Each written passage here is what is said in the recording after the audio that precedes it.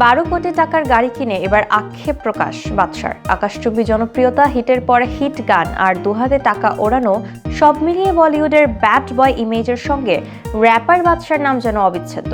বিলাসবহুল জীবনযাপন তার কাছে নতুন কিছু নয়, কিন্তু এবার সেই বিলাসী হয়ে উঠেছে আক্ষেপের কারণ। সম্প্রতি এক সাক্ষাৎকারে বাদশা নিজেই স্বীকার করেছেন, আবেগের বশে 12.5 কোটি টাকার বেশি দামের একটি গাড়ি কিনে এখন তিনি অনুতপ্ত।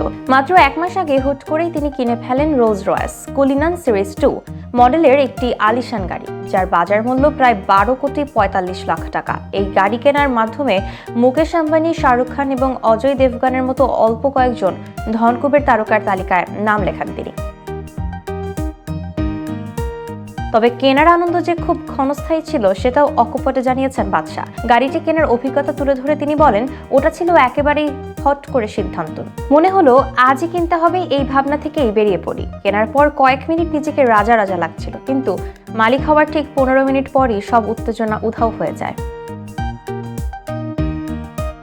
এরপরে শুরু হয় শূন্যতার অনুভূতি। বাদশার কথায়, যখন সবচেয়ে দামি জিনিসটা আপনার হয়ে যায় তখন পরের লক্ষ্য কি হবে সেটা খুঁজে পাওয়া কঠিন হয়ে পড়ে। সেখান থেকেই আক্ষেপটা জন্ম নেয়।